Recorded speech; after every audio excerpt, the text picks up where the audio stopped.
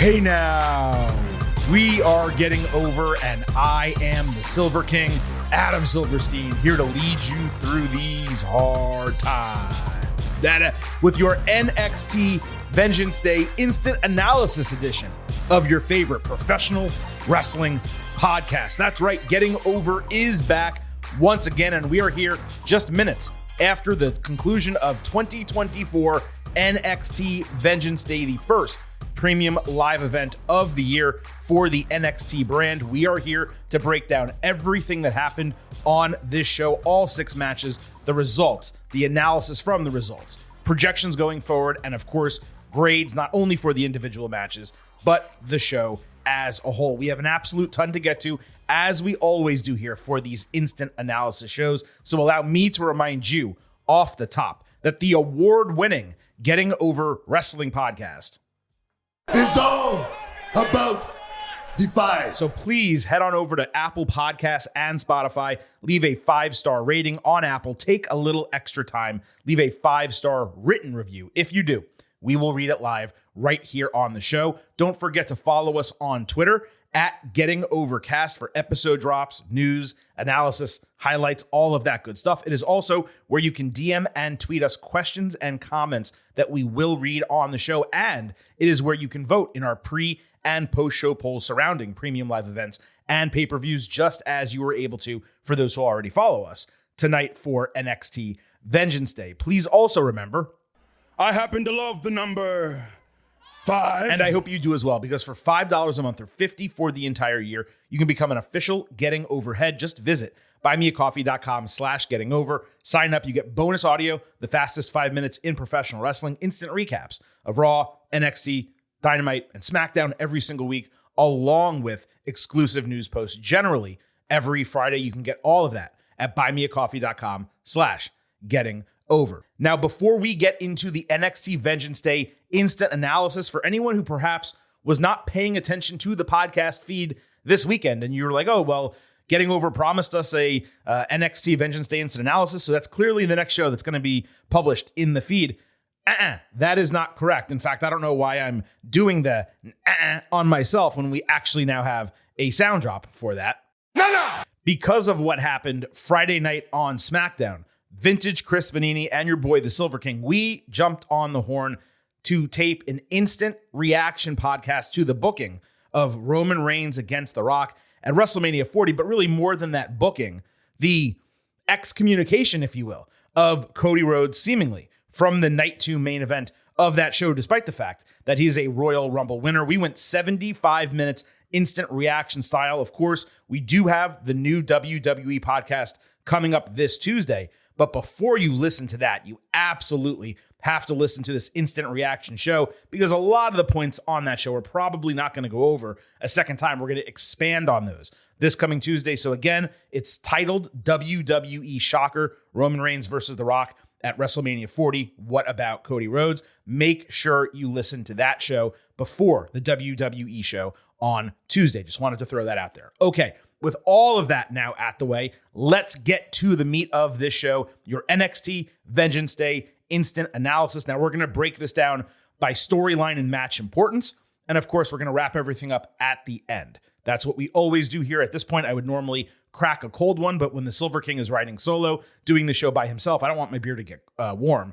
So I'm not going to do that. I'll take one sip and it'll sit here for however long we tape this podcast. We're saving it. I know it's been a while, but I think Chris and I promised you all that we would do day drinking for the WWE Elimination Chamber instant analysis coming up later this month. So we'll get back to the beer at some point, but we're nice and sober here as we give you the NXT Vengeance Day instant analysis. Let's start with where the show started. The Dusty Rhodes Tag Team Classic Final, Trick Williams and Carmelo Hayes against Baron Corbin and Braun Breaker. So backstage during the kickoff show, Corbin and Breaker did their fun Wolf Dogs banter. Corbin was proud of Breaker for having main roster interest on him.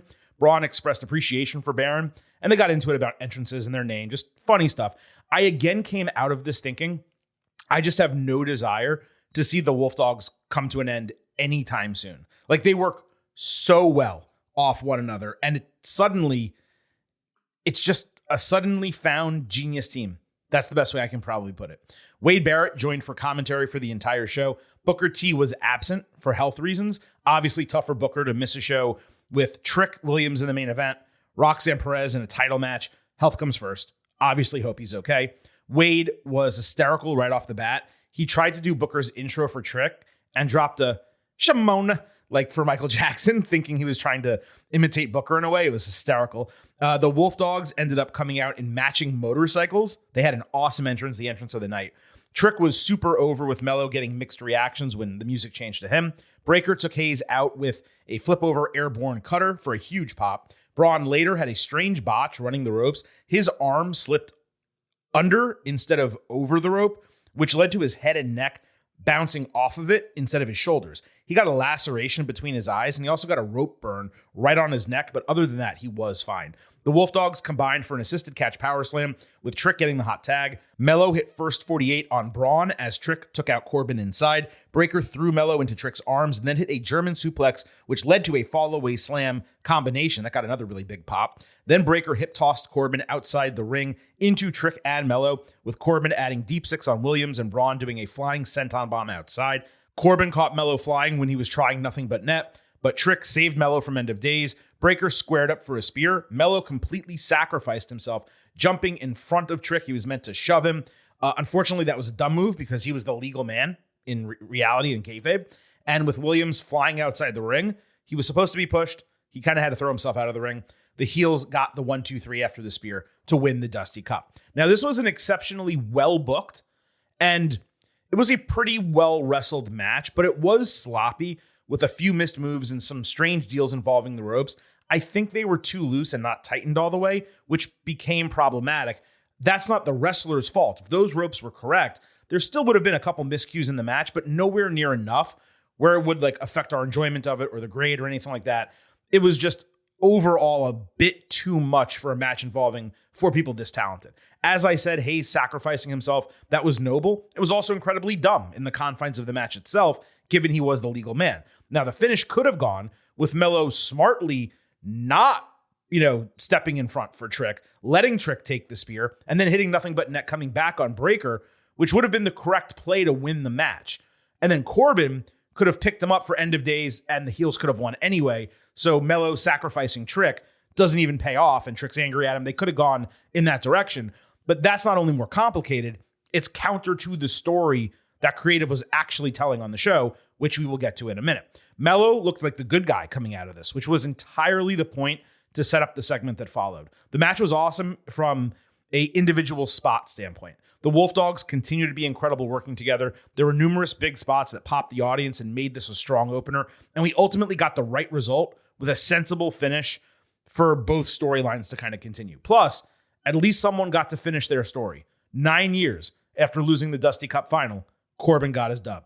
Extremely tough match to grade because of all the mistakes. Mello was not on his game totally. Trick showed that he's still green. The Wolf Dogs were nearly perfect. I'm going to go with 3.75 stars B+, because the whole was more successful than the sum of the parts. And the crowd was buying every bit of it. If it was executed properly, 100% perfect, this would have been an A-level match.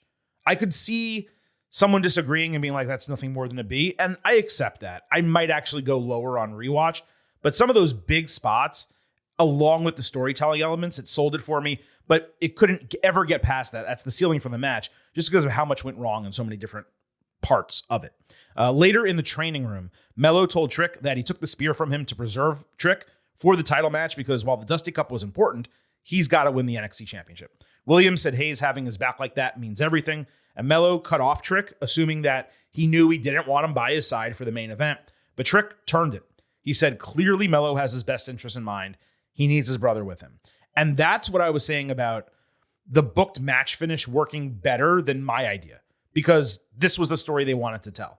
Either Trick and Mello mending their relationship or Trick letting his guard down to the conniving Mello.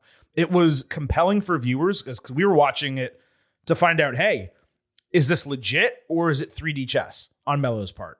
But it was another really strong storytelling element, another strong character building moment. And it just continued what has been some excellent work from Mello, Trick, and everyone else involved with it across the last few months in NXT. So that brings us to the main event, which was for the NXT Championship, Ilya Dragunov against Trick Williams. Now, Melo came out wearing a leather jacket extremely similar to the one Shawn Michaels had on during the infamous barbershop turn on Marty Jannetty. Trick busted up his lip in the opener, but it exploded early in this match. Blood totally covering his face early after a Constantine special from Ilya.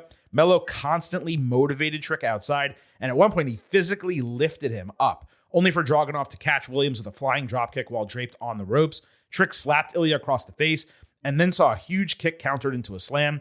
Williams countered H-bomb and actually hit Hayes' first 48, but could not cover.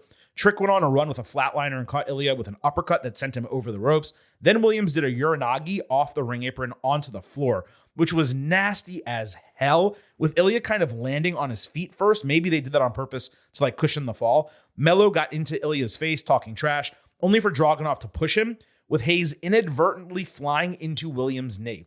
Trick still delivered an H-bomb back in the ring, Ilya's own move, for a false finish. Williams' knee gave out when he tried his flash knee finisher, so Dragunov caught him with a toss powerbomb and an H-bomb. Then he dragged Williams to the corner for a flying H-bomb and a false finish. Melo was visibly depressed that he almost lost Trick, and then he was really excited that he kicked out. Trick dodged Torpedo Moscow and came back with Trouble in Paradise for another 2.9 false finish. Melo jumped on the ring apron with Trick going after Ilya, who moved, leading to the referee, who was turned around looking at Melo, and Melo both getting knocked out of the ring. Then Trick hit the flash knee, and a second referee ran in, but it was late, of course, because he had to run down the ramp for another false finish. Trick checked on Melo, with Ilya taking advantage. He had a pump knee and an H-bomb, but Trick blocked a flying H-bomb with his knees. The crowd was unhinged at this point. Simultaneously, Ilya went for Torpedo Moscow as Trick tried his flash knee, but it was Dragunov who landed the finisher and registered the 1-2-3 to retain the NXT Championship in what can only be described as a banger. Melo picked Trick up after the bell, telling him he was so close that it will always be Trick and Melo gang, and that he was his boy. And then just as he released the embrace and the lower third graphic came on screen, Hayes took out Williams' knee. Then he destroyed it 11 times with a chair, draped a new TMG shirt, Trick Melo Gang shirt. I don't know why they haven't been selling that. It's a banger shirt. Draped it over him and said, "There can only be one, and I am him." Now, the microphone didn't pick that up. It was clear what he said, and I could read his lips. It was very obvious. The crowd immediately chanted, "Fuck you, Melo," and "Melo sucks" simultaneously, both extremely loud.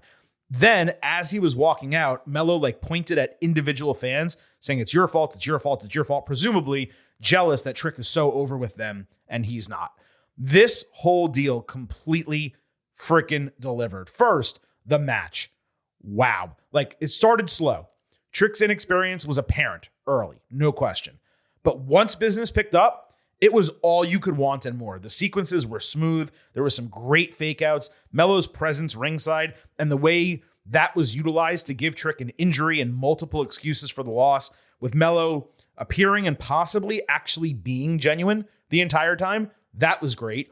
And then there were probably two occasions in which the match could have ended with Ilya winning, only for us to get two hope spots for Trick before the ultimate finish and the Dragunov title retention.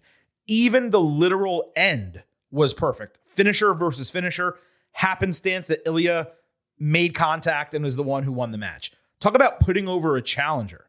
This was excellent across the board. Now, the post-match, it could have happened the same way after Trick won the title. Melo happy and surprised that it happened, and then jealousy eventually takes over soon after the fact.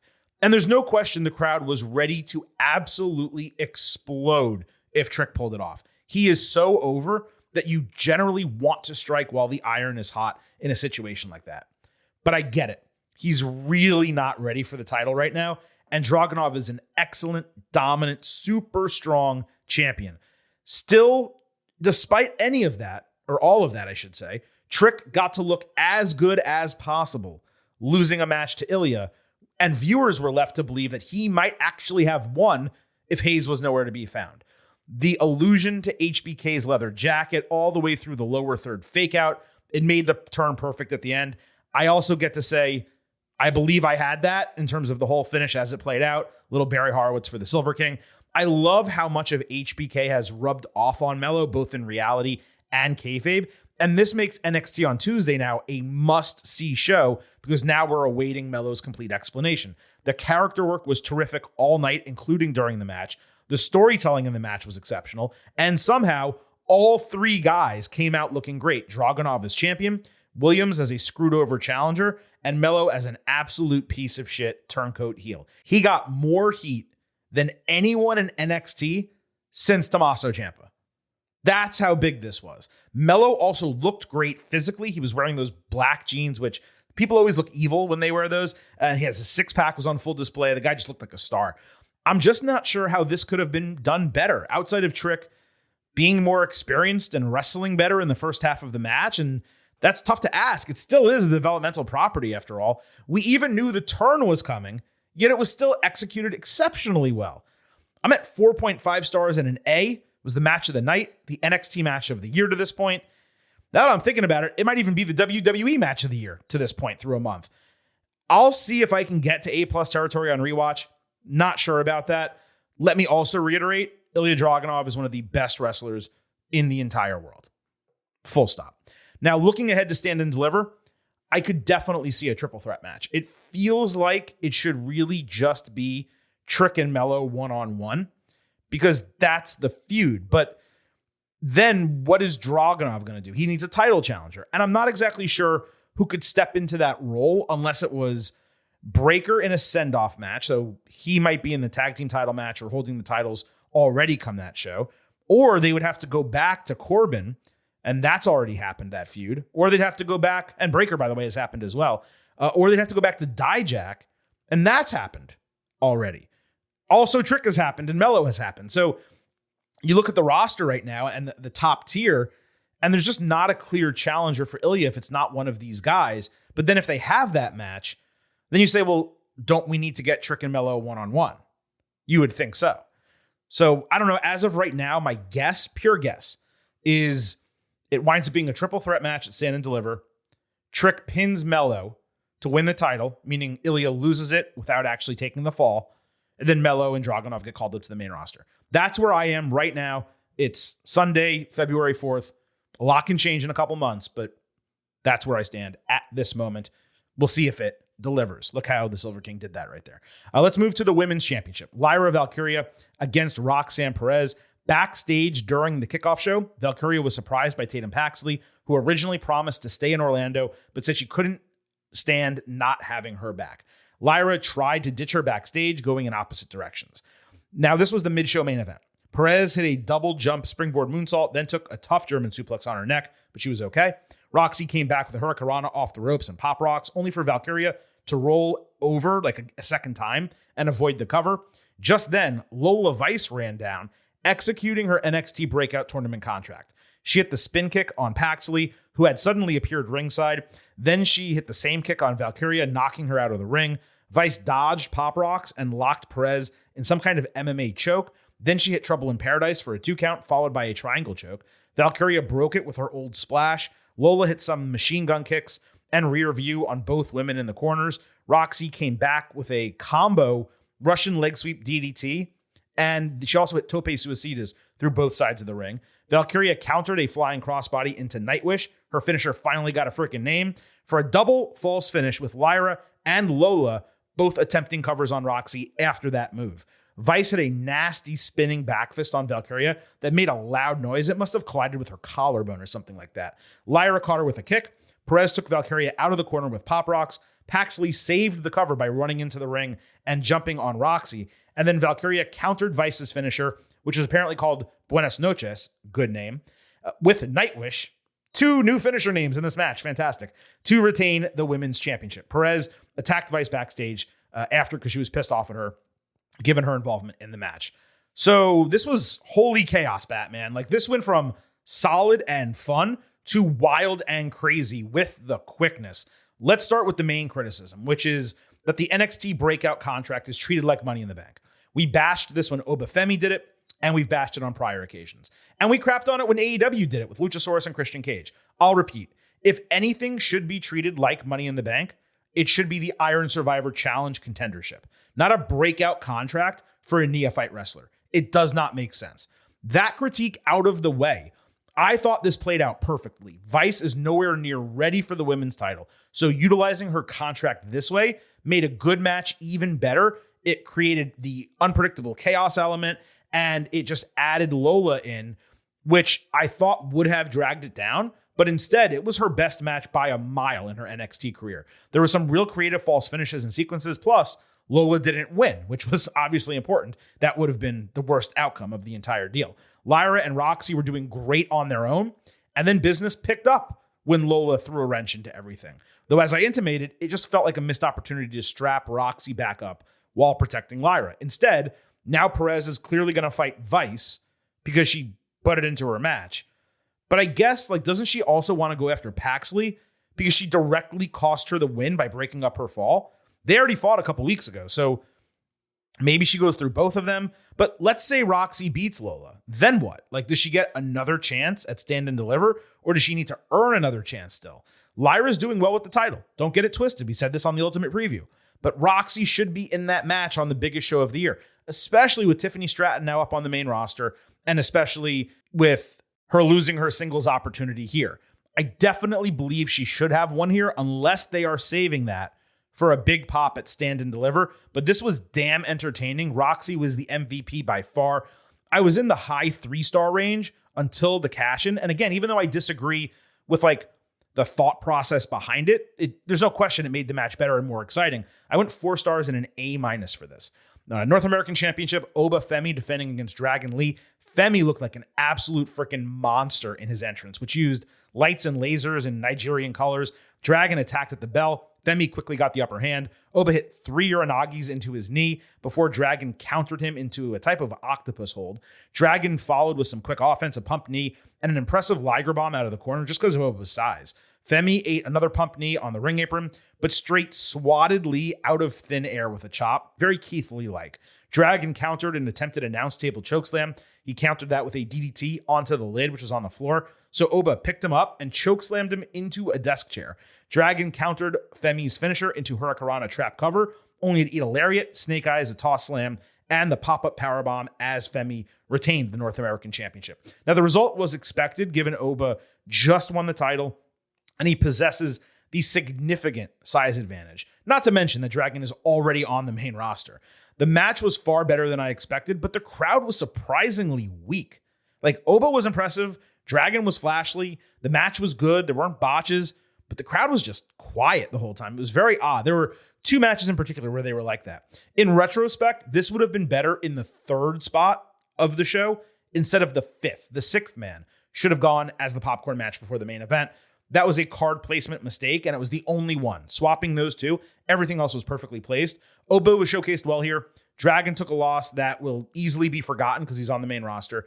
I went 3.25 stars and a B. Might go a tad higher on rewatch, but I'm not sure just because it was good but not great, and it worked, but it didn't get a great crowd response. And that's usually where I fall when a match is like that. Dijak fought Joe Gacy in a no disqualification match. Now, this was second on the card. Dijak had an eye-catching spotlight entrance. Gacy, unfortunately, came out to his same theme, and they still had the yellow mask graphics on the Titantron. I'm just surprised they didn't make more changes given that his character has been working and it's not the cult leader character anymore. So I don't understand why the Titantron was the same. That was so strange. Dijak pulled out a nightstick at the bell, so Gacy pulled a baton out of his tights. Gacy put Dijak in a chair, hit a running somersault off the steel steps. Then he dumped a bunch of figurines and toy cars onto a ringside table. Dijak put a trash can over Gacy and tried a lariat, but Gacy used himself as a battering ram to knock it down. He basically ducked and leaned forward and was a battering ram. I've never seen that spot before. Dijak tried to move off the ropes, but Gacy pushed him backwards, crashing through the table that was covered in toys. Dijak came back with a choke bomb into a chair. That was a false finish. Dijak wrapped Gacy in a trash can again, but Gacy caught him on the top rope for an avalanche release German suplex. Dijak totally missed the can, though. Gacy then binded Dijak with duct tape all over his eyes. I said binded, I meant blinded, and beat him with a kendo stick. Dijak countered Gacy's finisher into Feast Your Eyes, but was still blinded and could not find him, so he wasn't able to make the cover. Fans chanted, "You can't see him," which I thought was pretty damn inventive. Gacy did his middle rope handstand and hit a DDT onto a chair, plus a splash onto a chair. That was another false finish. Gacy then tried his handspring lariat finisher, but Dijak caught him flipping with the nightstick and then hit Feast Your Eyes for the win. But Gacy smiled while he was knocked out flat on the canvas. During the Ultimate Preview, I suggested this had a chance to be the sneaky match of the night. And it's tough to argue that they didn't try, because this was undoubtedly a banger. It put Gacy over as a legitimate threat while also selling his gimmick, which, as I said, was able to advance despite defeat. Dijak badly needed a win like this, coming out of basically losing every major feud that he's had since returning to NXT. The work was super smooth. There were plenty of big spots as well as tongue-in-cheek moments. I might actually grade this a bit higher on rewatch, but I'm at 4 stars A-. It felt like it needed some more dramatic moments to be higher, but in terms of a car crash match, really tough to ask for more than what these guys did. It worked great for both of them. D'Angelo family fought out the mud in a mixed 6-person tag team match. This was third on the show. This is the match I was talking about exchanging with the North American title match. OTM rode out in lowrider bikes, and the family attacked from behind once they got in the ring. This was Jada Parker's second non-battle royal match and Adriana Rizzo's first. That was apparent because she went too early on a cannonball spot with the guys. Like at the beginning of the match, they had to stop her, move her to the side. They did something else, and then they did the spot. OTM did the same Corbin breaker toss power slam move. Tony D'Angelo got the hot tag, and Lucian Price sold so freaking well, the referee actually gave him a head injury check. He kissed Stacks, Tony did, and then did the tope hip toss with him. Then Rizzo did a froggy crossbody outside into all 3 heels. It was actually pretty good height, pretty impressive. D'Angelo added the Fisherman suplex bomb finisher in the middle of the ring for the win. This was a strong TV main event on a PLE. And it was a good look for bottom of the card match, but it didn't feel like it really had a place on the show. And I was a bit surprised the crowd didn't react more given the family is over. But this may have been like a pee break match given the first 2 were so hot. And that's why I felt like it should have been in the 5th position. There were a number of nice spots, but as you heard, nothing too notable overall. It was definitely the right winners. Like the family are the champions. They already beat the heels in tag action. But I will say OTM did step up their game here. They're looking less and less green by the week, which is, of course, how it should go. But there's something here. I've said it before with the entirety of OTM. Lucian Price, Bronco Nima, Scripps, Jada Parker. It just works. I'm at 2.75 stars. C+. Again, maybe go up a 1/4 star to that B- range on rewatch. Now, those were all the matches on the card. There are a couple other notable elements that we should be discussing. The 2024 Women of Chase U calendar was indeed on sale at the venue, and JC Jane was hawking them. Thea Hale was signing some copies. I thought we'd get some type of storyline build out of this, like someone having a problem with the calendar, trying to steal the money, something. But they were really just following through on the storyline, and that's totally fine. Riley Osborne came up and asked Thea out for Valentine's Day in a second segment, and he saved her from Lexis King's harassment in a third segment later. This basically just continued the storyline they were telling on TV from the past week. Now, the calendar is available, not just in person, but through WWE Shop and Fanatics. And we actually tweeted a link where we can earn commission if you are interested. It's on our Twitter account, obviously, at Getting Overcast. But not only that, and this is something we've had for a while, but I've never actually put onto anything, so I probably should tell you all. I added to our link tree, which is the main link where you can get our show on Apple Podcasts, Spotify. You can access buymeacoffee.com/gettingover, Stitcher, anywhere that you want to listen to the podcast. You can find it on this link, which is in our bio. I added to that link a WWE Shop, Fanatic Shop URL. And if you are ever going to buy WWE merchandise, please just use that link. It costs you nothing. The prices are the same. You can still use your discount codes, all that stuff, but it gives us a small percentage for the referral. So again, I'll repeat, if you're ever buying WWE merchandise, use the link in our bio. We would greatly appreciate it. Now, there was a vignette, if you can call it that. It was really just words on the screen, teasing a debuting wrestler, or maybe wrestlers. It said, man has 3 faces, one the world sees, one his family sees, and the real one no one sees, but reflects the evil he truly possesses.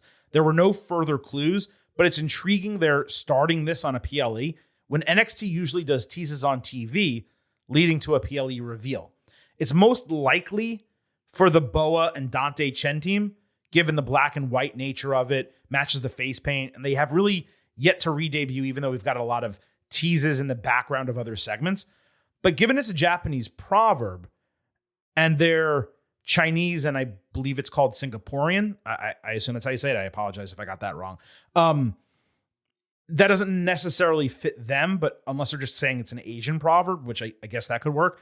But it could also work as a long-term tease for Julia, though she's still under contract to Stardom. So that would be very long-term. You could also maybe do Tama Tonga. That would make sense. But he's not Japanese, obviously. He's Tongan, despite the fact that he wrestled in Japan for the biggest part of his career. I'm going to guess it's Boa and Dante Chen, which, look, I mean, no hate on either of them. It's not the most exciting thing to have a vignette for. You know what I mean? So we'll see. We'll find out sooner than later. But that's my guess as of right now. Kiana James and Izzy Dane had a business meeting about their futures, deciding to go after the NXT Women's Championship and Kalani Jordan, respectively. It was really nothing more than that. I don't need to see Kiana and Lyra again. So I don't know what they're doing there. Malik Blade and Idris Enofe did the worksheet that Brynlee Reese asked them to do, looking at the positives despite their loss in the Dusty Rhodes Tag Team Classic. Then they had to share like some negatives. They talked about communication. Nathan Frazier and Axiom came in talking shit, so Brynlee suggested a match between them. I'm kind of into her character. It's immensely corny, but there's also something kind of like fun and unique about it. But this was just to put a tag team match on TV. Ava backstage was expressing her optimism with how Vengeance Day was transpiring. She announced Roadblock on March 5th. That's a TV special ahead of Stand and Deliver. And then earlier in the show, Battleground was announced as the premium live event after Stand and Deliver. That's going to be May 26th. This was an extremely weird segment because they had already promoted Battleground, and it's not like Ava was going to sell tickets or anything. It was out of place, unnecessary, and I don't even remember any GM ever doing something like this before. So I just thought it was strange. And then lastly, this is not really a storyline or anything, it's just a note from the show. There were definitely some pro Cody Rhodes and anti-Rock signs in the crowd. Many of them actually made TV. I'm not saying there were a ton, but there were a handful, and they were visible at different times. And then at some point during the middle of the show, they put up a WrestleMania 40 press event graphic, and they promoted it simultaneously on Peacock. It not only got booed by the crowd at first, then the crowd chanted, "We want Cody." And I know some people are going to say, well, Silver King, I saw the clip. It wasn't that loud of a chant. You got to remember, it's 3,500 people. That sounded like 3,500 people chanting, "We want Cody." And if you want to say it was only 2,000, then fine. It was only 2/3 of the crowd, maybe something like that. Point is, it was an NXT show, and they were booing the graphic and chanting, "We want Cody." And certainly we're going to find out what happens this coming Monday on Raw, when it does look like, by the way, Cody Rhodes will be in a bull rope match with Shinsuke Nakamura. And I've seen a lot of people say, this makes no sense. They're just doing it so that Cody doesn't cut a promo on the show. Folks, like, I understand everyone's angry about the Rock Cody situation. I am too, okay? We talked about it already. Like I said, on the Instant Reaction podcast, 75 minutes Chris and I spent talking about it. I promise you we'll probably end up spending at least another 45, if not an hour. Who knows what's going to happen Monday Night on Raw. We're going to talk about plenty on Tuesday's WWE show. But just because you're angry at things doesn't mean you have to like throw logic out the window. This is what happened, just so everyone knows, between Cody and Shinsuke. Now, their feud ended. We all know this, right? Cody eliminated Shinsuke in the Royal Rumble. So what they did was they ran an angle on a house show where backstage Nakamura attacked Rhodes, obviously pissed that he eliminated him from the Royal Rumble. They're going to do the bull rope match. That's going to be the end of it. They've been practicing this bull rope match on live events for like 2 months. So they're putting it on TV. It's a one-off. We have 2 months until WrestleMania. Cody may still get screwed. Maybe they reverse course. I don't know. But the Nakamura booking is no indication of that. It's just a one-off thing, and it does make sense for the show. So I just want to put that out there. We can criticize this shit all we want. We're going to. We already have. We're going to do it a lot more, I promise. But this makes sense. And I just don't really like people saying it doesn't, because it's clearly, it's right there. All right. So that was the breakdown, your NXT Vengeance Day instant analysis with a touch of WWE main roster there at the end. Let's go ahead and move over to our grades portion of the show. We'll start with the pre-show expectation grades, and then we'll go with the final grades for NXT Vengeance Day. So pre-show, I sat with a B+. I believe I said it was a pretty strong card, seemed like one match too many, and it just had a real high ceiling, a real opportunity to over-deliver. And it sounded like you mostly agreed. 29.5% of you were at A, 63.6 B, 6.8 C, no D's or F's. That averaged out to 88 out of 100, which is a firm B+, which is, I think, exactly, I forget if I gave a number on the Ultimate Preview, but if I did, it would have been that. It was a firm, flat, right in the middle, 88. So now we go and move to our post-show grade, and I'll start with your grade. as the listeners, our getting overheads, and then I will go ahead and follow up with mine. The percentages, and there's still some time left in the poll as I tape this. I put it a little bit longer than usual, but generally once we get to this point, the percentages don't change that much. 60.8% A, 34.4% B, 3.2% C, and 1.6% D to F, which of course is bullshit because there's no way that was a D or F show. That averages out to a 90.5, which technically rounds up to 91, which is a firm A- from all of you. And I do think that's appropriate. You know, when we grade shows in totality, it is not about the sum of the parts. Like you take the match grades and add them and average them, and that's your show grade. Because that's not what it is. It's entertainment, it's storytelling, the crowd, it's everything, presentation. It all comes into this nice package. And I'll tell you, as we were going through most of the show, I was kind of saying to myself, you know, it's probably going to be like a low B+, like an 87, somewhere around there. And then we got to the main event. And I knew it would be good. I did not think the main event was going to be great. Like truly great as a wrestling match and a post-show moment. And it was. It just was. Trick and Ilya over-delivered my expectations, exceeded them completely. And the post-match angle was about what I expected, but just the way it was executed was so immensely well done. So I'm actually right with you. I mean, I wish I could almost tweet out my number grade before I read it on the show because I don't want to always agree with the listeners. And we do have this problem. I don't even know if it's a problem or if it just means we're right in tune with what you guys like. So maybe it's a positive thing. But we're always within a half letter grade usually of what you guys think of the show, guys and girls. And that's the case here. I literally wrote down 90 out of 100. It was an A-, but a low A-. I'm 1 point below where you guys were. I think it just crossed the threshold because of the main event. Even though I had 2 A- matches preceding it, you know, again, the 6-man was weak. The North American Championship was good, but it was let down by the crowd. And the opener, even though it was filled with great spots and super entertaining, it was a little bit sloppy. So it itself didn't deliver fully. But that's one of the situations like I'm talking about, where you talk about, you know, some of the parts versus just an overall grade. That match was better than the sum of its parts, and this show was better than the sum of its parts. It's just very similar in that regard. But it was really tough to expect for much more out of this. I don't know how it could have been better, except for that opening match having fewer botches. And maybe Roxanne Perez winning the title. That was one frustration. There were 3 title matches on the show, no changes. And even though they've done the changes on TV, like Lyra beating Becky Lynch, obviously, and Obafemi shocking Dragon Lee with the cash-in, like those are exciting and it's cool they did them on TV. When you get a premium live event, it's a 6-match card, 3 title matches. You kind of want a title change, and they didn't really give us one. So that was a slight downer. But again, you know, that first match bangs, let's say, and Roxanne Perez wins that title, I might be at a flat A for the show. This was super entertaining, really damn good. A great first step in 2024 for NXT. And I think it's fair to say most would agree that now going into Stand and Deliver, expectations are raised even further that this brand is going to, I don't mean this, I didn't actually mean to say it, but Stand and Deliver, an extremely successful premium live event on WrestleMania 40 weekend.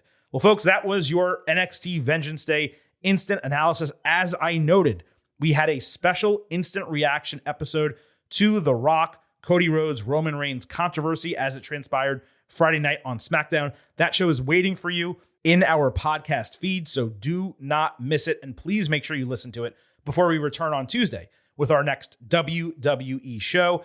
The plan as of right now is still to do the bonus interview episode this week.